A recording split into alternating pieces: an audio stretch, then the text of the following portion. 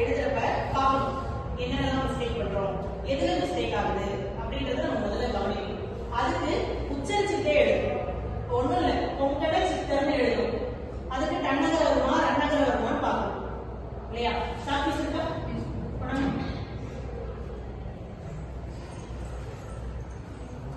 இப்போ தமிழ்ல வந்து இதெல்லாம் நம்ம நான் சொல்லுவோம் இல்லையா? ஆமா தானே? இதெல்லாம் நம்ம நான் சொல்லுவோம். இப்போ இதுக்கு முன்னாடி என்ன வரும்? இந்த நாக்கு முன்னாடி என்ன வரும்? டா வரும்.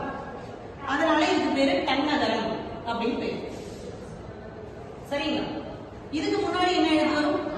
குறில் தா வரும். அதனால இதுக்கு பேரு தன்னகரம்னு பேரு. இதுக்கு முன்னாடி என்ன வரும்? ராணகரம், வல்லினர் ரகரம் அப்படின்னு நம்ம சொல்லணும். இதுக்கு முன்னாடி வரைக்கும் நீங்க எப்படி சொல்லிட்டு இருப்பீங்க? 3 சொல்லிங்க, 2 சொல்லிங்க அப்படி சொல்லிருப்பீங்க. ஆனா அப்படி சொல்லக்கூடாது. தன்னகரம், தன்னகரம், ரன்னகரம் அப்படிதான் சொல்லணும். இந்த ரகரத்தை ஏன் வந்து சொல்றோம் முக்கியமா ஞாபகம் வச்சுக்கிறது, கசட தகரன்னு சொல்லுவோம். ஞாபகம் இருக்கா? நம்ம படிச்சிருப்போம் கண்டிப்பா. அப்படின்னா எந்த எழுத்து? வல்லின எழுத்து. Very good. அப்ப இந்த ரகத்துக்கு பேரு வல்லின ரகரம். சரிங்களா? இனிமே நம்ம சொல்லும் பொழுது இது டன்னகரம், தன்னகரம், ரன்னகரம் அப்படிதான் சொல்லணும். இதெல்லாம் என்ன எழுத்துக்கள்? இதெல்லாம் என்ன எழுத்துக்கள்?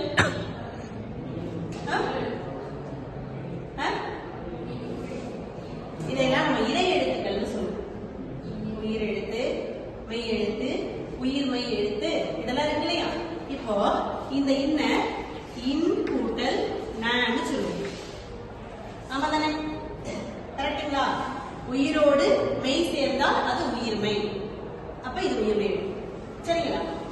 இது என்னன்னா இடை எழுத்துக்கள்னு சொல்லுவோம். இப்ப உதாரணத்துக்கு பண்டம் பக்கத்துல டா வருது பாத்தீங்களா? வருதா? பந்தம் தா வருதா? தா வருதா? எங்கெல்லாம் தா போடுறீங்களோ அங்கெல்லாம் இந்த இந்து வந்துடும். எங்கெல்லாம் டா போடுறீங்களோ அங்கெல்லாம் இந்த இந்து வந்துடும். அதே மாதிரி மன்றம், எங்கெல்லாம் இது ரா எழுதுறீங்களோ வந்து ரன்னகரம் போடுறீங்களோ அங்கெல்லாம் வந்துடும். அதனாலதான் அதுக்கு பேரு தன்னகரம், தன்னகரம், ரன்னகரம்னு சொல்லுவோம். புரியுதாப்போ? இது பயன்படுத்தா இருக்கும் உங்களுக்கு?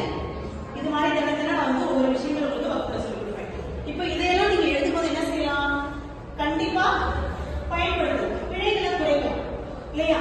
கண்டிப்பா எழுதும் போது நம்ம எழுதும் போது யோசிப்போம், இந்த இடத்துல என்ன போடுறது, டாப் என்ன வரும் அப்படின்னு கண்டிப்பா யோசிக்கலாம்.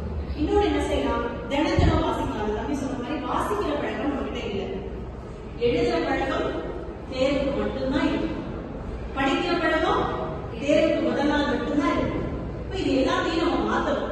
எப்பயுமே மாற்றம் ஒன்றுதான் மாறாது. ஆமாதானே? இதெல்லாம் யாருக்காக செய்ய போறோம்? நமக்காக தான் செய்ய போறோம்.